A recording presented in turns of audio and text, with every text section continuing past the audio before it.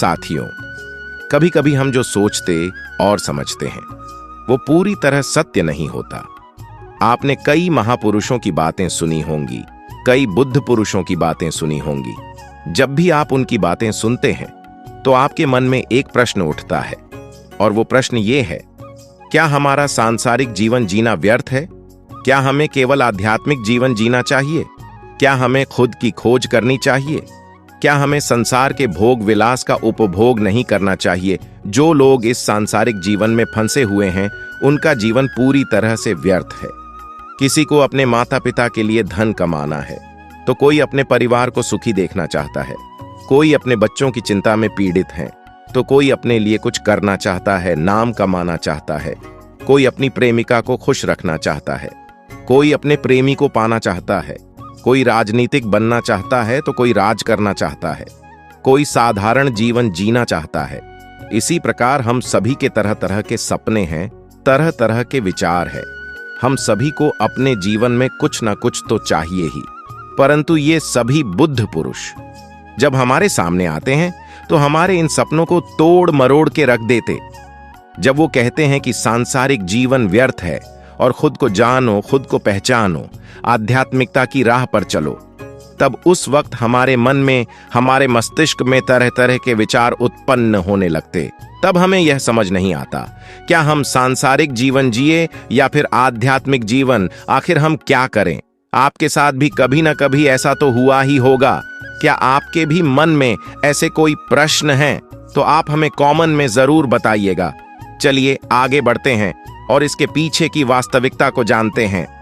वास्तविकता तो यही है कि आप उन महान पुरुषों की बातों को अच्छी तरह से समझ ही नहीं पा रहे, क्योंकि वो कहना कुछ और चाहते हैं और आप उनकी बातों का मतलब कुछ और ही निकाल रहे हैं। आप उनकी बातों से कुछ और ही समझ रहे हैं। महात्मा बुद्ध खुद ही कहते थे कि उन्हें दरिद्रता पसंद नहीं है। वह अपने हर एक उपासक को आर्थिक रूप से सफल बनने के लिए कहते हैं, क्योंकि जब तक आप दरिद्र हैं, निर्धन हैं, तब तक आप कभी भी खुद को जानने की मार्ग पर आगे नहीं बढ़ सकते। और ठीक उसी प्रकार सफलता और अमीर होना भी आपके आध्यात्मिक मार्ग की बाधा बन जाती है। कई महापुरुषों ने, कई बुद्ध पुरुषों ने अपनी बातें बहुत ही सीधी और सरल भाषा में कहीं, लेकिन हम सभी उन बातों का अर्थ कुछ और ही निकाल बैठते हैं। हम सभी उनकी बातों को समझ नहीं पाते, क्योंकि उनकी बातें रोजमर्रा की जिंदगी से बिल्कुल अलग होती है। वे लोग कहना तो कुछ और चाहते हैं, लेकिन हम में से अधिकांश लोग उनकी बातों का मतलब कुछ और ही निकाल लेते हैं और उसे अपने जीवन में उतार कर हम अपना पूरा जीवन पूरी तरह से बर्बाद कर लेते हैं। चलिए इसे एक कहानी के माध्यम से समझते हैं। एक बार की बात है, महात्मा बुद्ध नगर वासियों को उपदेश दे रहे थे। महात्मा बुद्ध कह रहे थे कि संसार में मत फंसो, संसार से ऊपर उठो, संसार से ऊपर उठकर ही तुम संसार को जी सकते हो। संसार में जो फंस गया, जिसने अपनी बुद्धि और विवेक का इस्तेमाल नहीं किया और बुरे कार्यों में लिप्त हो गया, वह आने वाले समय में भयंकर दुख भोगेगा, क्योंकि उसके कर्म ही उन दुखों का कारण बनेगी। इसलिए आप सभी इस संसार की मोह माया अर्थात इच्छा, लालच, क्रोध इत्यादि को ध्यानपूर्वक देखते हुए अपने कर्म करें। इतना कहकर महात्मा बुद्ध ने अपना उपदेश समाप्त किया और वहां से वो चले गए। महात्मा बुद्ध जब ये उपदेश दे रहे थे, तब वहां पर उस नगर का सबसे धनी व्यक्ति वहीं पर मौजूद था, और उस व्यक्ति पर महात्मा बुद्ध की बातों का बहुत गहरा असर पड़ा। उसका मन अब संसारी जीवन में नहीं लगता था, अब अंसारी जीवन से हटने लगा था। अब उसे अपना सब कुछ किया हुआ है व्यर्थ नजर आने लगा था। देखते ही देखते अब उसका सारा व्यापार चौपट होने लगा था। उस धनी व्यापारी के परिवार के सभी सदस्य उसे इस तरह से देखकर बहुत चिंतित रहने लगे थे, और जब भी कोई उससे बात करने की कोशिश करता तो वो धनी व्यापारी एक ही बात कहता, ये धन दौलत तो सब बेकार की चीजें हैं, ये सब तो मोह माया है, सब बेकार है, भला हम रिश्ते निभाकर क्या करेंगे, ये सब तो वासना है, जीवन तो केवल एक ही है और वह है मुक्ति। अब तो केवल उसी की आस है, उसी की प्यास है। मैं इतना समझ चुका हूं कि अब से जो भी होगा वह सब अच्छा होगा। अब से उसने व्यापार पर भी ध्यान देना बिल्कुल बंद कर दिया था, और देखते ही देखते वो धनी व्यापारी उस नगर का सबसे गरीब व्यक्ति बन चुका था। वह पूरी तरह से निधन हो चुका था। उसका सब कुछ बर्बाद हो चुका था और उसका पूरा परिवार सड़क पर आ गया। एक दिन जब उसके घर में खाने के लिए कुछ नहीं बचा तो उसने अपने आप से कहा, ये मैंने क्या कर दिया? सब कुछ तो बहुत अच्छा चल रहा था, लेकिन मैंने अपने हाथों ही सब कुछ बर्बाद कर दिया। आज मेरे परिवार का हर एक सदस्य भूखा है, उनके पास खाने के लिए कुछ नहीं और मैं उनके लिए कुछ नहीं कर पा रहा। वो ये सब सोच ही रहा था कि तभी उसे याद आया कि उसने महात्मा बुद्ध की बातों में आकर अपना जीवन बर्बाद कर लिया। ना तो उसे मुक्ति मिली और ना ही धन। वो सोच रहा था, मैं तो कहीं का नहीं रहा, थोड़े थोड़े भोजन के लिए भी आज मुझे रोज मरना पड़ता है, हर रोज मुझे मेहनत करनी पड़ती है, तब जाके मेरे परिवार को 2 वक्त की रोटी मिल पाती है। अपने परिवार की इस तरह से बुरी हालत देखकर उससे रहा नहीं गया। वो बहुत चिंतित रहने लगा था, वो बहुत परेशान हो चुका था। एक दिन वह अपने घर से भाग गया। एक रास्ते में जब वो आगे बढ़ रहा था तब उसके मन में ख्याल आया कि वो कहाँ जाएगा, किससे मदद मांगेगा, आखिर अब उसका साथ कौन देगा। तभी उसे याद आया कि उसे महात्मा बुद्ध के पास ही जाना चाहिए, क्योंकि बुद्ध के कारण ही आज उसकी ये हालत है। उसकी हालत के जिम्मेदार तो वही है। मैं तो सीधा सीधा अपने मार्ग पर जा रहा था, लगातार अपने व्यापार में उन्नति कर रहा था, लेकिन जब से मैंने उनकी बातें सुनी तब से मेरा मन विचलित हो गया। मुझे समझ नहीं आया कि मैं जो जीवन जी रहा हूं क्या वो सत्य है या फिर जो वो जीवन जी रहे हैं वो सत्य है। उनकी चिकनी चुपड़ी बातों में आकर मैंने अपना सब कुछ बर्बाद कर दिया। मेरे हालात के जिम्मेदार तो वही है, इसलिए मुझे उनके पास ही जाना चाहिए। अपने मन में क्रोध लिए 2 दिनों की लंबी यात्रा करके वो महात्मा बुद्ध के पास पहुंचा और क्रोध में आकर महात्मा बुद्ध से कहता है, हे बुद्ध, आपको कोई ज्ञान नहीं, ना ही आपने सत्य की प्राप्ति की है। आपने तो केवल भोले भाले लोगों को फंसाना जानते, अपनी चिकनी चुपड़ी बातों में उन्हें बहलाना जानते हैं। आप लोगों के सीधेपन का फायदा उठाकर अपनी प्रसिद्धि और अपनी प्रशंसा करवाते हैं। आप हमें ऐसे सपने दिखाते हैं जो कभी पूरे नहीं हो सकते। मैं भी ऐसा ही सीधा साधा व्यक्ति था और मैं उस नगर का सबसे बड़ा धनी व्यक्ति था। आपसे मिलने से पहले सब कुछ ठीक चल रहा था। मेरे पास धन की कोई कमी नहीं थी, सारे ऐशो आराम थे, सारी सुख सुविधाएं थीं। लेकिन जब से मैंने आपका उपदेश सुना, मैं आपसे इतना प्रभावित हो गया कि मैंने आपकी बातों को ही मानना शुरू कर दिया और वो सारी चीजें छोड़ दी जो मुझे संसारिक जीवन से जोड़ती थी। अर्थात संसार की सारी मोह माया मैंने त्याग दी। और आज देखिए, आपकी वजह से मेरा पूरा परिवार भिखारी बन चुका है। वो छोटी सी कुटिया में रहता है, यहाँ तक कि रोज के खाने के लिए भी हमें मरना पड़ता है। आपकी वजह से मैं पूरी तरह से बर्बाद हो चुका हूँ। उस व्यक्ति के इतना कहने के बाद महात्मा बुद्ध बड़ी शांति से मुस्कुराते हुए उस व्यक्ति से कहते हैं, आखिर तुम्हारे साथ क्या हुआ है और तुमने मेरी बातों का क्या मतलब निकाला? इस पर वह व्यक्ति महात्मा बुद्ध को सारी बातें बता देता है। आप कहते हैं कि धन दौलत की इच्छा करना, यह कामना, ये वासना सब बुरी है। आप सांसारिक जीवन को बुरा कहते हैं और खुद इस संसार में आकर भिक्षा मांगते हैं। आप आध्यात्मिक जीवन को अच्छा बताते हैं, किंतु मेरा एक प्रश्न है, इस आध्यात्मिक जीवन से हमें क्या मिलता है? इससे हमें क्या लाभ? आपने कहा था कि हमें आध्यात्मिक जीवन से सुख प्राप्त होता है, लेकिन मैंने तो जब से आध्यात्मिक जीवन अपनाया है तब से मुझे केवल दुख ही दुख मिला है। यहाँ तक कि मेरे पास जो कुछ भी था वो भी सब मैं खो बैठा हूँ। आप लोगों को झूठा सुख दिखाकर उन्हें अंधकार में धकेल देते हैं। क्या यह वास्तविकता नहीं है? इस पर महात्मा बुद्ध मुस्कुराते हुए उस व्यक्ति से कहते हैं, तुम बहुत दूर से आए हो, अभी तुम विश्राम करो। रात को आकर मैं तुम्हें तुम्हारे सभी प्रश्नों का जवाब दे दूंगा। पहले तो उस व्यक्ति ने इनकार किया, लेकिन महात्मा बुद्ध के आग्रह पर वह व्यक्ति महात्मा बुद्ध की बात मान गया और आश्रम में जाकर विश्राम करने लगा। रात्रि के बाद महात्मा बुद्ध उस व्यक्ति के पास आए और कहा, बेटा, मैंने एक व्यक्ति की बात सुनी। वो कह रहा था कि एक हाथी हवा में उड़ रहा था और वह अपने पैर तेजी से मारता हुआ हवा में और तेजी से उड़ता हुआ चला जा रहा था। उसने तो ये भी देखा कि एक बड़ी मछली अपने पैरों से जमीन पर चल रही थी और एक कुत्ता समुद्र की गहराइयों में सांस ले रहा था। इतना कहकर महात्मा बहुत शांत हो गए। वह व्यक्ति महात्मा बुद्ध की ये सारी बातें सुनकर महात्मा बुद्ध से कहता है, हे तथागत, उसके आगे क्या हुआ? आखिर आप चुप क्यों हो गए? तभी महात्मा बुद्ध उस व्यक्ति को समझाते हुए कहते हैं, बेटा, क्या तुम्हें लगता है कि ऐसा वास्तव में हो सकता है? इस पर वो व्यक्ति जवाब देते हुए कहता है, हे बुद्ध, अगर आप कह रहे हैं तो यह अवश्य ही सच होगा, क्योंकि आप इतने बड़े ज्ञानी हैं, आपने सत्य की प्राप्ति की है, तो आपके मुख से निकला हुआ हर एक शब्द तो सत्य ही होगा। तभी महात्मा बुद्ध मुस्कुराते हुए उस व्यक्ति से कहते हैं, बेटा, क्या तुमने कभी पहले ऐसा कभी होते हुए देखा है? क्या तुमने कभी किसी हाथी को देखा है जो पैर के साथ हवा में तेजी से उड़ता जा रहा हो? इसके जवाब में वो व्यक्ति कहता है, हे तथागत, मैंने तो कभी नहीं देखा। तभी महात्मा बुद्ध कहते हैं, तो तुमने मुझसे प्रश्न क्यों नहीं किया कि आखिर वो हाथी आकाश में कैसे उड़ सकता है? इसके जवाब में वो व्यक्ति कहता है, हे तथागत, आपके मुंह से सुनकर मुझे ऐसा लगा कि मानो वो सत्य है और आप कह रहे हैं तो यह सत्य ही होगा, इसलिए मैंने आपसे एक भी बार प्रश्न नहीं किया।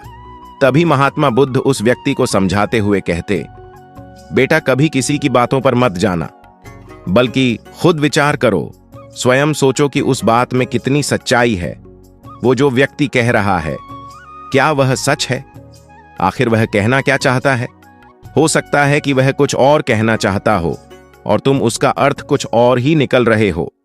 कम से कम तुम्हें एक बार प्रश्न करके यह समझना चाहिए कि आखिर वह कहना क्या चाहता है। अगर तुम मुझसे पूछते कि आखिर वो हाथी हवा में कैसे उड़ सकता है, तो इसका जवाब मैं तुम्हें अवश्य देता। मैं तुम्हें ऐसा बताता कि एक छोटा सा बच्चा अपने खिलौनों के साथ खेल रहा है। वह हाथी को हवा में उड़ा रहा है और कुत्ते को पानी में डूबा रहा है, और रही बात मछली की, तो वह उसे जमीन पर चला रहा है। क्या ऐसा संभव नहीं हो सकता? इसके जवाब में वह व्यक्ति कहता है, हाँ, बिल्कुल ऐसा हो सकता है। आगे महात्मा बुद्ध उस व्यक्ति को कहते हैं, इसी प्रकार मैं कभी किसी को निर्धन या दरिद्र होने के लिए नहीं कहता। निर्धनता या दरिद्रता तुम्हारे विकास में बाधक बन जाती है, जिससे तुम और कुछ नहीं सोच पाते, ना ही कुछ समझ पाते हो।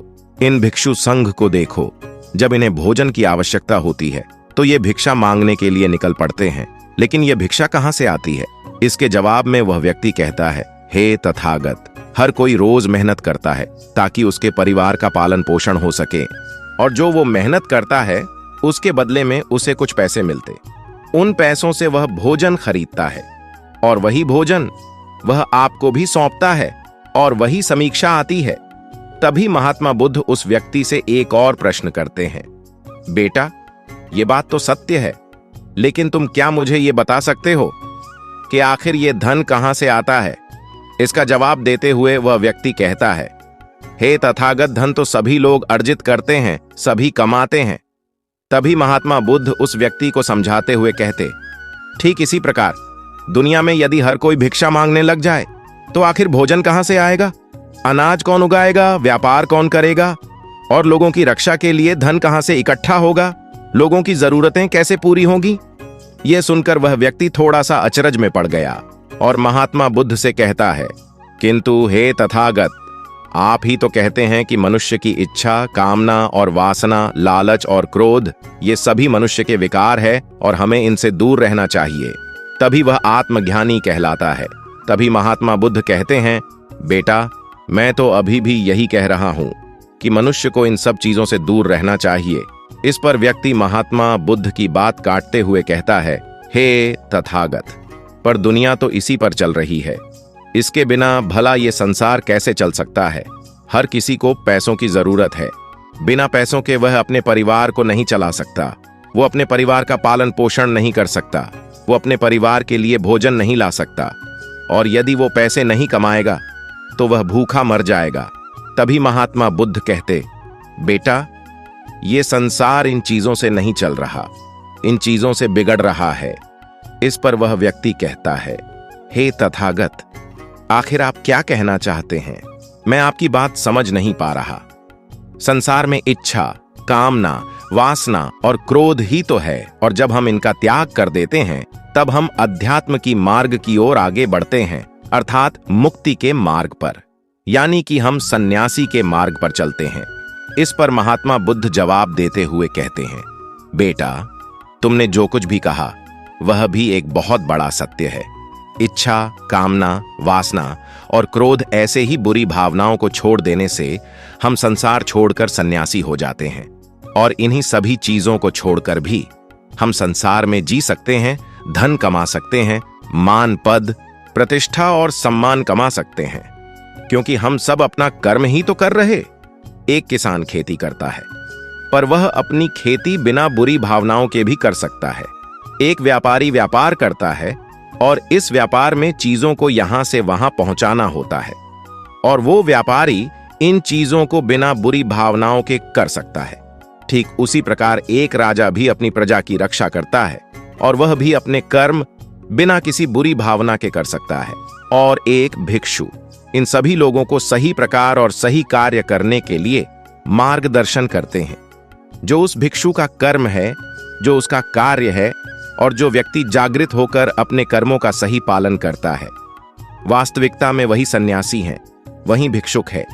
क्योंकि हम जो भी कर्म कर रहे वह हमारा इस संसार में रहने के लिए, जीवित होने के लिए, जीवन जीने के लिए केवल एक माध्यम मात्र ही है। उसे छोड़कर हम कुछ भी नहीं पा सकते, और हमारे सभी कर्म करते हुए हमारा मुख्य उद्देश्य जागृत होना है, खुद को पहचानना है, खुद को जानना है। एक बार यदि हमारे भीतर ज्ञान का उदय हो गया, तब हम चाहे जो भी करें, वो फिर संसारी हो या सन्यासी, सब एक ही होते हैं। इस पर वो व्यक्ति महात्मा बुद्ध से कहता है, हे बुद्ध, किंतु मैंने तो देखा है कि आप अपने संग में उन लोगों को भी शामिल कर लेते हैं जो लोग अपने परिवार को छोड़कर आए, अपने माता पिता को छोड़कर आए, अपने बीवी बच्चों को छोड़कर आए। क्या आप उनसे कभी ये कहते हैं कि जाकर अपनी जिम्मेदारियां पूरी करो, जाओ अपनी जिम्मेदारियां संभालो और धन कमाओ, और वहीं पर रहकर तुम आत्मज्ञान प्राप्त करो? उस व्यक्ति के प्रश्न का जवाब देते हुए महात्मा बुद्ध कहते हैं, बेटा, क्या तुम हाथी को हवा में उड़ा सकते हो? इसके जवाब में वो व्यक्ति कहता है, नहीं, मैं नहीं उड़ा सकता। तभी महात्मा बुद्ध कहते, केवल एक बच्चा ही हाथी को हवा में उड़ा सकता है।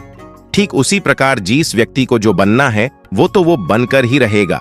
जैसे किसी व्यक्ति को राजा बनना है तो वो राजा बनेगा, किसी व्यक्ति को व्यापारी बनना है तो वह व्यापारी बनेगा। ठीक इसी प्रकार यदि किसी व्यक्ति को आत्मज्ञान की प्राप्ति करनी है तो उसे सब कुछ तो त्यागना ही होगा। आगे महात्मा बुद्ध उस व्यक्ति से कहते हैं, बेटा, क्या तुम सब कुछ छोड़कर आत्मज्ञान के मार्ग पर आगे बढ़ते, या फिर तुम ये सोच रहे थे कि इस रास्ते पर चलकर जीवन आसान हो जाएगा? जो होगा सब अच्छा होगा, सब कुछ अपने आप ही मिलने लगेगा, मुझे तो कुछ करने की आवश्यकता ही नहीं पड़ेगी, सारे दुख, दर्द, सब कुछ समाप्त हो जाएगा और जीवन में चमत्कार होने लगेगा और अंत में मुक्ति भी मिल जाएगी। महात्मा बुद्ध की यह बात सुनकर उस व्यक्ति को अपनी गलती का एहसास हो गया। वह तुरंत ही महात्मा बुद्ध के चरणों में गिर पड़ा और कहने लगा, हे तथागत, आप सत्य कहते हैं, मैंने तो कुछ ऐसा ही सोचा था। क्योंकि मेरा व्यापार सही नहीं चल रहा था तो मुझे लगा कि सबको छोड़कर सब मिल जाएगा, मुझे कुछ करने की आवश्यकता ही नहीं पड़ेगी और मेरे सारे दुख दर्द हमेशा हमेशा के लिए खत्म हो जाएंगे और मैं आत्मज्ञान भी प्राप्त कर पाऊंगा। तभी महात्मा बुद्ध उस व्यक्ति से कहते हैं, बेटा, भिक्षु हो जाना कोई आसान बात नहीं है, इसके लिए सब कुछ त्यागना पड़ता है। एक एक चीज जिसे तुम बहुत प्रेम करते हो वो सारी चीजें तुमसे एक एक करके दूर हो जाती है। तो क्या तुम भिक्षु बनने के लिए तैयार हो? क्या तुम सब कुछ छोड़कर अध्यात्म की मार्ग में आगे बढ़ना चाहते हो? इसके जवाब में वह व्यक्ति कहता है, हे तथागत, मुझे मेरी गलती का एहसास हो चुका है, मुझे भिक्षु नहीं बनना, मैं तो व्यापारी ही ठीक हूं, मैं तो अपने संसारी जीवन में ही ठीक हूं, परंतु अब भी मेरे मन में एक प्रश्न शेष बचा है। अगर आपकी आज्ञा हो तो वो प्रश्न अभी मैं आपसे पूछना चाहूंगा। तभी महात्मा बुद्ध उसे आज्ञा देते। इस पर वह व्यक्ति कहता है, हे तथागत, आप ही तो कहते हैं कि धन नहीं कमाना चाहिए, पर प्रतिष्ठा, अहंकार हमें दुख की ओर ले जाते, और संसार में यही तो है और क्या है। यदि हमें संसारी जीवन जीना है तो हमें ये सब तो करना ही पड़ेगा। तभी महात्मा बुद्ध मुस्कुराते हुए उस व्यक्ति से कहते हैं, क्या तुम्हें भूख लगी है? इस पर वह व्यक्ति कहता है, हाँ तथागत, मुझे बहुत भूख लगी है। तभी महात्मा बुद्ध उस व्यक्ति को भोजन करवाते हैं। उसे भरपेट भोजन खिलाने के बाद महात्मा बुद्ध उस व्यक्ति से कहते, लो और खाओ, ये सब तुम्हारे लिए ही है। इसके जवाब में वो व्यक्ति कहता है, हे तथागत, मैं पहले ही बहुत ज्यादा खा चुका हूं, अब मुझसे और नहीं खाया जाएगा। मेरे पेट में अब थोड़ी भी जगह नहीं रह गई।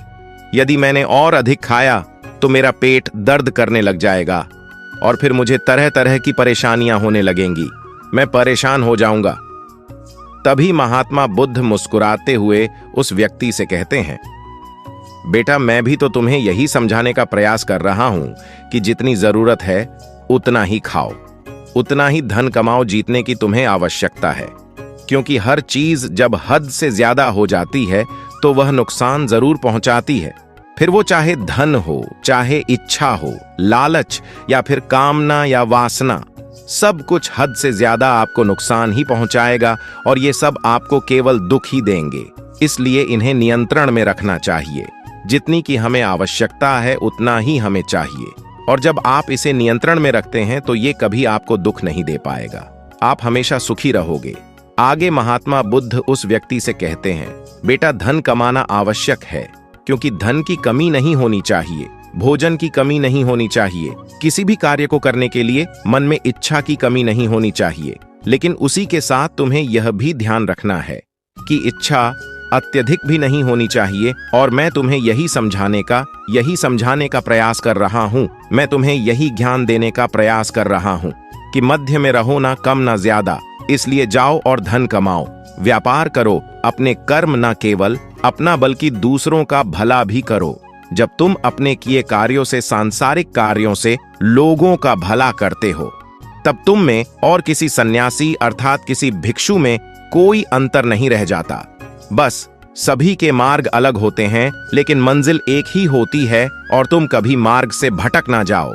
इसलिए ऐसे लोगों की संगत में रहना जो तुम्हें आत्मज्ञान के सीधे मार्ग पर ले चले, जो सांसारिक जीवन से हटकर नए जीवन में प्रवेश करवाए, क्योंकि वे लोग बुराइयों से लड़ने में तुम्हारी मदद करेंगे। तुम्हें ताकत मिलेगी और तुम लगातार बिना विचलित हुए अध्यात्म के मार्ग पर लगातार आगे बढ़ते चले जाओगे। इतना कहकर महात्मा बुद्ध शांत हो गए। वह व्यक्ति महात्मा बुद्ध को प्रणाम करके कहता है, हे तथागत, आपके शिक्षाएं तो बिल्कुल अलग हैं। आप जो कहते हैं उसके पीछे का अर्थ कुछ अलग ही होता है, बहुत सीधा और सरल, लेकिन हम उसे समझ नहीं पाते। आपके पास चमत्कार का आश्वासन नहीं है, पर आपके पास वह मार्ग है जिस मार्ग पर चलकर मैं अवश्य ही अध्यात्म को प्राप्त कर सकता हूं, जिससे मेरा और लोगों का सभी का भला होगा। हे तथागत, यह मेरी ही गलती थी कि मैंने आपकी बातों का गलत मतलब निकाला और एक व्यापारी होकर भी मैंने अपने कर्मों को छोड़ दिया और ये सोचने लगा कि अब अपने आप ही सब कुछ होगा, सब कुछ अच्छा ही होगा। लेकिन यह सत्य है कि अपने आप कुछ नहीं होता। जब हम हाथ पैर चलाएंगे, काम करेंगे, कर्म करेंगे, तभी हमें फलता मिलेगा। जब हम हाथ पैर मारना छोड़ देते हैं तो नदी का बहाव हमें अपने साथ बहाकर ले चला जाता है और तब हमारे हाथों में कुछ नहीं रह जाता। और यही मेरे साथ भी हुआ है। हे तथागत, आज से मैं आपको वचन देता हूं कि मैं अपना कर्म पूरी ईमानदारी के साथ करूंगा। आपके दिए हुए मार्ग पर मैं पूरी ईमानदारी से चलूंगा। मैं आपको वचन देता हूं कि मैं एक अच्छा व्यापारी और एक अच्छा इंसान बनकर रहूंगा। मैं आत्मज्ञान के मार्ग पर अपने कर्म करते हुए आगे बढ़ता रहूंगा। इतना कहकर वो व्यक्ति महात्मा बुद्ध को प्रणाम करके वहां से लौट आया। तो साथियों, हमारे साथ भी कुछ ऐसा ही होता है। जब हम किसी सिद्ध पुरुष की बातें सुनते हैं तो हमें लगता है कि यह संसारी जीवन व्यर्थ है और हमने जो कुछ भी आज तक कमाया है, जो कुछ भी आज तक कर्म किए हैं, वो सब व्यर्थ है। दुनियादारी की सारी बातें बेकार है। हमें तो आत्मज्ञान के मार्ग पर बढ़ना चाहिए, वही सही राह है। लेकिन हम कभी अपने भीतर नहीं देख पाते कि हमें आत्मज्ञान की कोई जरूरत नहीं है, क्योंकि आज हमारा वक्त बुरा चल रहा है और हमें कोई रास्ता नजर नहीं आ रहा। तब हमें आत्मज्ञान नजर आ रहा है। और जब कल हमारा वक्त अच्छा होगा, हमारे जीवन में सुख होगा, तो आत्मज्ञान कहां पर होगा, ये हमें झांत नहीं। इसीलिए जो आत्मज्ञान के मार्ग पर चलते हैं उन्हें सुख और दुख से कोई फर्क नहीं पड़ता। उन्हें अपने व्यवसाय से भी फर्क नहीं पड़ता। उन्हें जीवन की झंझटों से भी फर्क नहीं पड़ता। वह तो बस आत्मज्ञान की इस मार्ग पर खुशी खुशी चलते रहते हैं और अपनी मंजिल तक पहुंच ही जाते। तो दोस्तों, यह वीडियो आपको कैसी लगी? मैं उम्मीद करता हूं इस वीडियो से आपको बहुत कुछ सीखने को मिला होगा। अपनी राय कमेंट बॉक्स में दे। फिर मिलते हैं अगले वीडियो में। जय हिंद।